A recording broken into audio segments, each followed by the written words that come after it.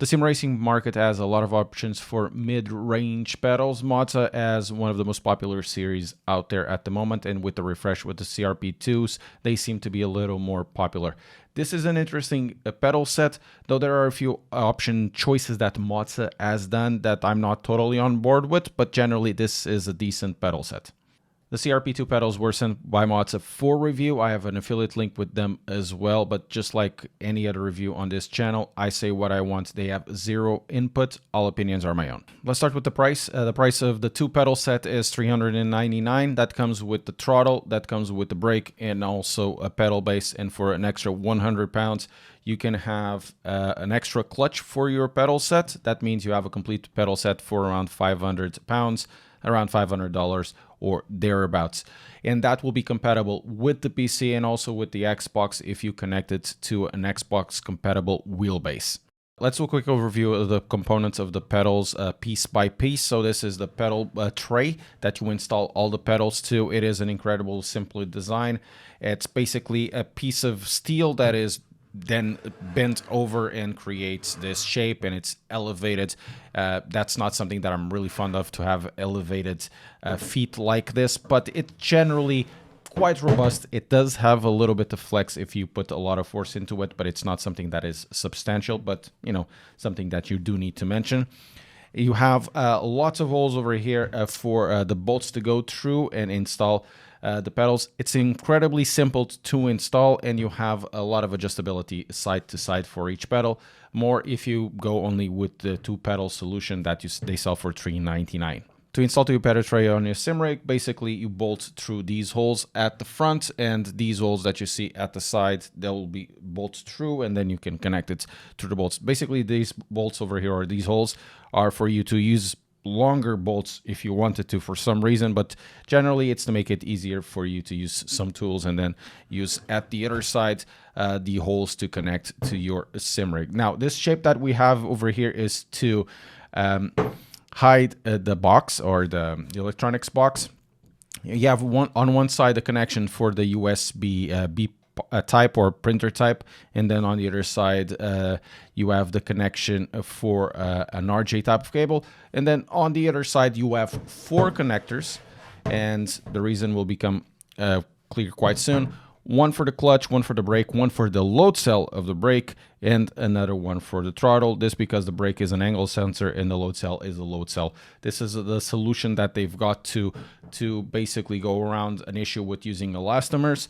That's at least what I find that's the solution for. Let's start to talk about the pedals. This is the throttle pedal. It's an incredibly simple design. You've probably seen something similar somewhere else because, you know, just a throttle pedal. It's built out of CNC aluminum, and it does have some customization if you want to do that. So everything is CNC aluminum, including the pedal faces, which you can change by undoing these bolts, and then it will tilt a little bit on the forward side.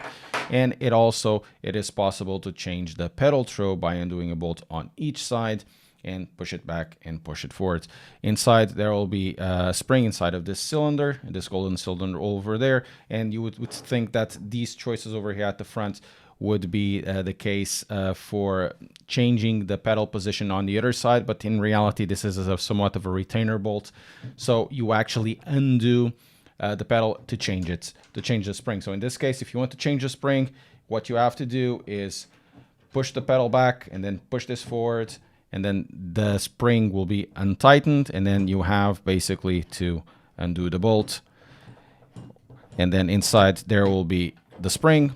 And also in the box there will be a box with extra elastomers and 1 extra spring, but the spring is lighter. This actually transfers into the brake, and that creates some problems, and we're going to talk about that in just a second. In my opinion, this is not the easiest design, at least for the throttle.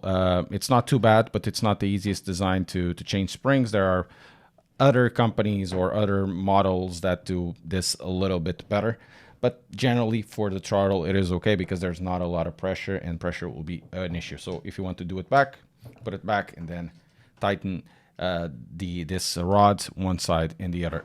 And you can also tighten up the back rotary dial to increase or decrease the preload of the spring that is inside here. And of course on the side we have the all effect sensor, and there will be reading magnet somewhere around here, and that is then transferred into this cable that will be connected to the electronics box inside of the base. Speaking of the base, while we're here, it's probably the case that you can actually remove the base or remove the controls box and attach it somewhere else and forgo this totally, and then you can of course install it on your sim rig using these bolts at the front and also at the back.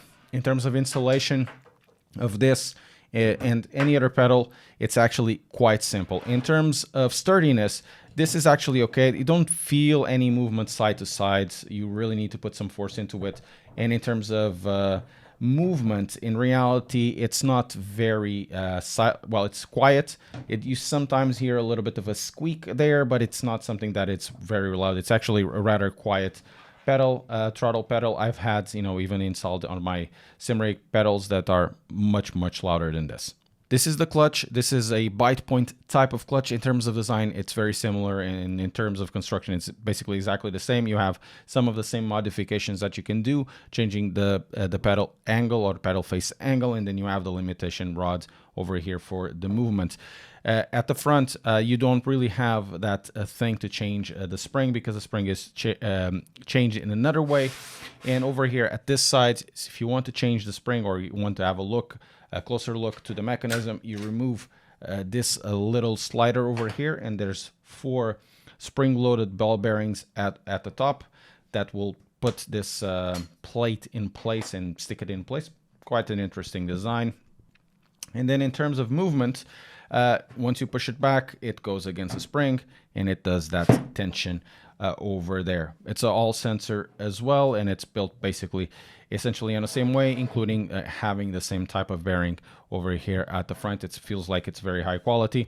In order to change the spring, this is actually a little bit risky, so be careful. You have to push it back, and then when it releases, make sure you put some force into it and you can change the spring. But there's no extra spring, so you probably have to procure it yourself. Other types of springs, if you want something like an extra spring. The spring is okay in terms of weight. I wish it had a better strong force at the first stage, but you can have everything. This is the brake pedal, and brake pedals are what makes or breaks a pedal set, if you excuse me the pun. And this is, for me, the most controversial piece of all of the pedal set.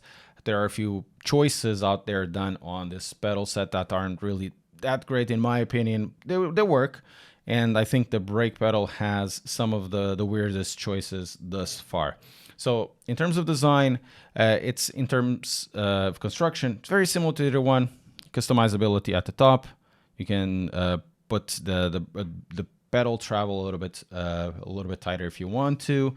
There'll be a cylinder with the rack of the elastomer rack over here, this golden one. At the back, we're gonna have the load cell piece, and then at the front we'll have this rod that will be necessary to undo to remove the brake elastomer rack, which is really not something that I'm particularly a fan of.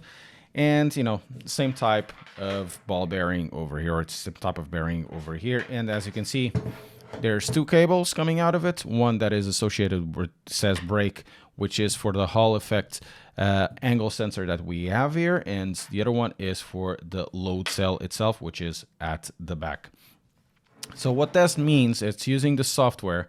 You can bias one way or the other your pedal choice or your brake type. So if you like something that is smoother or not so stiff of a brake pedal, and if you find it that is already going too much at 100%, you can tilt it towards more the load cell, which they rate at 200 kilos.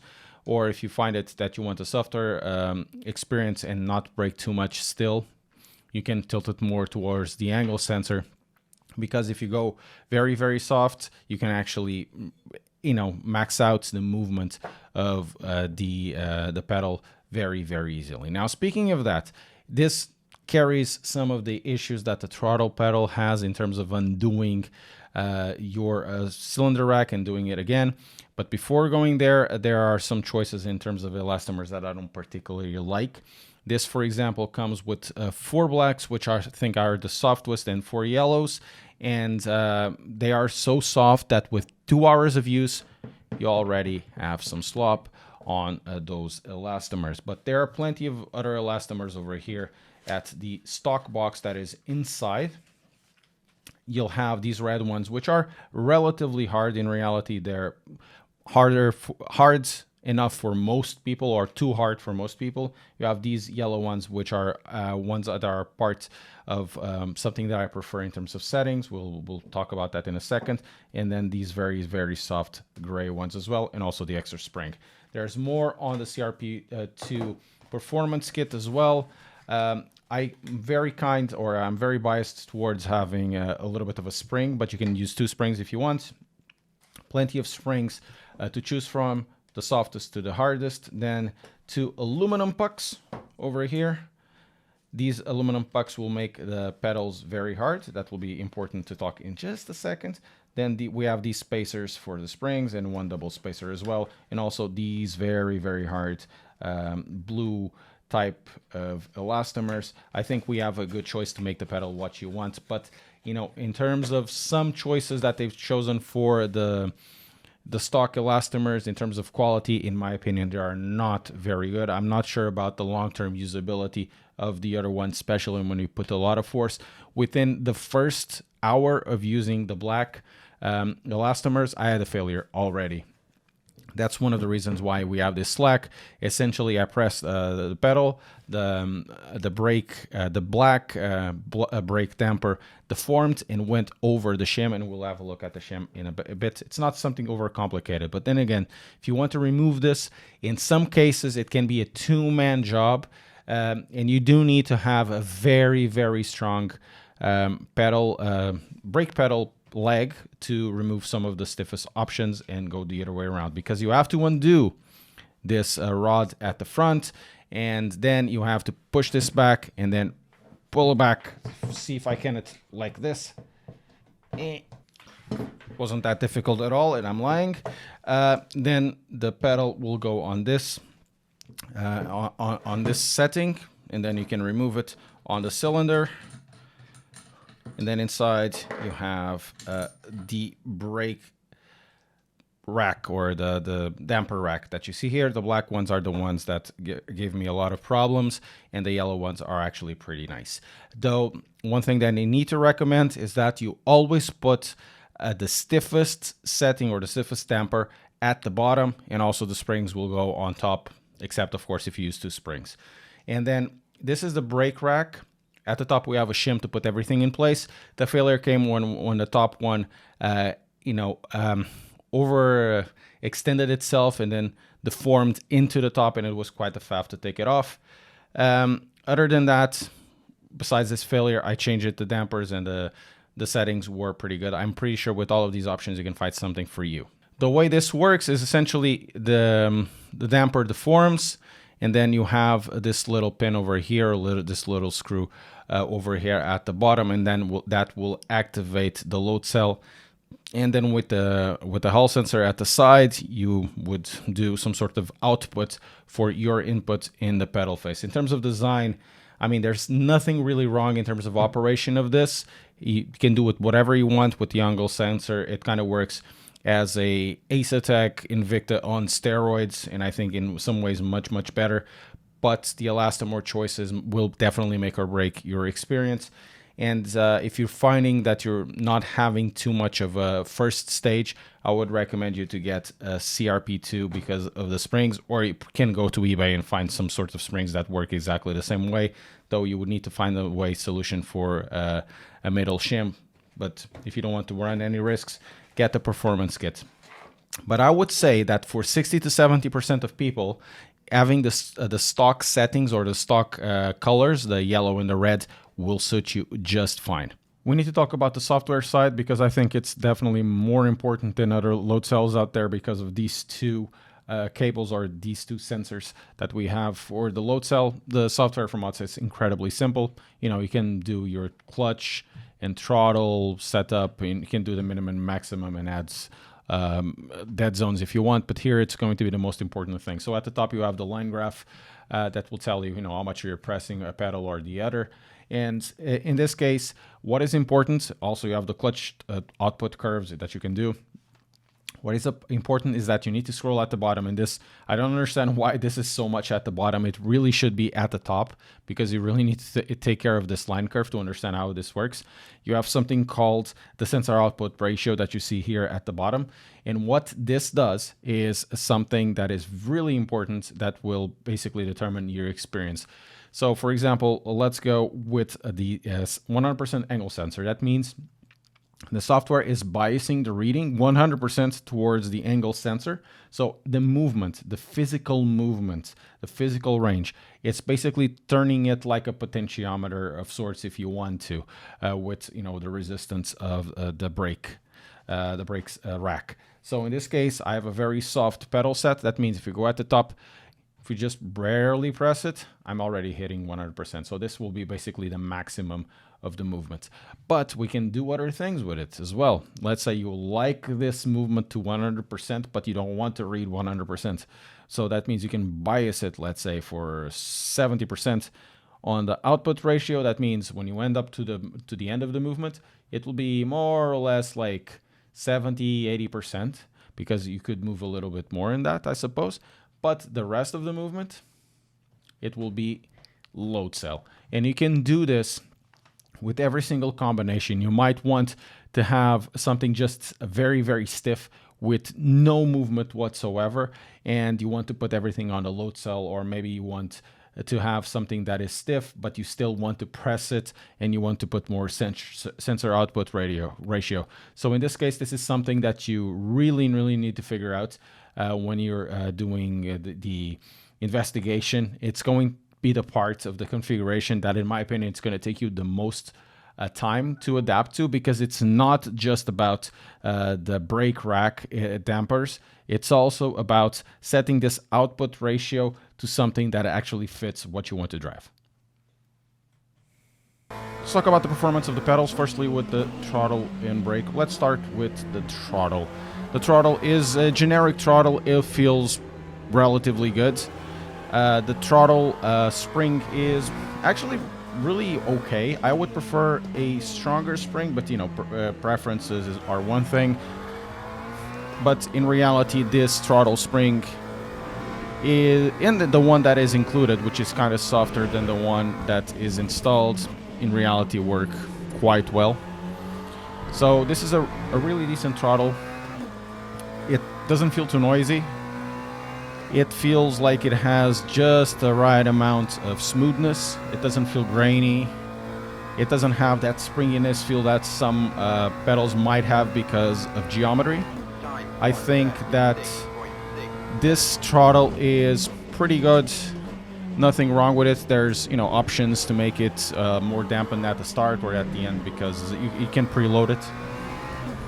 And since you have that, it gives you some options. I would prefer to have a stiffer spring, but preferences are one thing, and another thing is what this is going to suit, which is going to be the vast majority of people. Now, for the brake pedal, there's a bit to talk about that. The stock elastomers would fit, I would say, about 50% of people. Even the stock choice of pedal, stock choice of elastomers installed, I think it would fit like a good amount of people. The choices inside of the box, the original box, are on the softer side. There are some red elastomers which are a little bit tougher and you can stiffen up, but there's no presence of springs. It's not that springs are not required or are required, but some people like myself would like some sort of preload spring, which I did by installing the performance kit spring, but I kept really the stock elastomers, the yellow ones, with the red spring. And honestly, very good progression. Yesterday I was using it with the red spring and red elastomers. Felt like a brake with dampening, which was cool, but I'm actually preferring this. Between the kits, you do have a lot of choices, and it's really not that bad. And the choices that give you just enough movements or no movement or lots of movement, and with that you really need to tune up the selection on the software between the angle sensor and the load cell to get the correct amount of bias, so that movement progression actually makes sense versus the strength you're putting into. I kind of like that choice between load cell and angle sensor because it will really define how the throttle is progressing, or the brake is progressing. In this case, with this setting that I'm using, the red spring and 4 yellow pucks, it feels like it has an awesome, decent progression. It has a stiff spring, you feel the springiness, and then the springiness becomes, within 10-15% of the movement, it starts to become dampened, which is when the elastomers actually start to give in some force against the movement of your foot.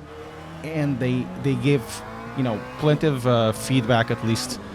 Feedback for me, it's not physical feedback in terms of vibrations, it's physical feedback in terms of force against your foot.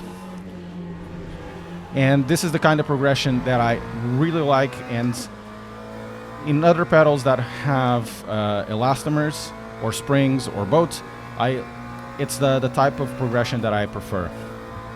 I could even probably go a little bit softer on the elastomer, and I would be happy. A lot of people will like even a stiffer spring or a stiffer setup than this, and they will have it. But you know, as we've seen, installing stiffer setups in this pedal isn't really the easiest. So in terms of performance for this brake, I'm actually really happy with it. And for the price, if you just take the two pedals, it's really nothing to complain about. For the last point, let's talk about the clutch. And in this case, I think this clutch serves as a clutch. It's not a design that I particularly like. You know, it allows you to progress through the gears, do a heel and toe and all of that. And while we're going on a heel and toe, I must say that these pedal faces are a little bit quite large. So if you go into road cars and you want to do the heel toes, make sure that you have the distance between pedals in a certain way that won't hit you so much.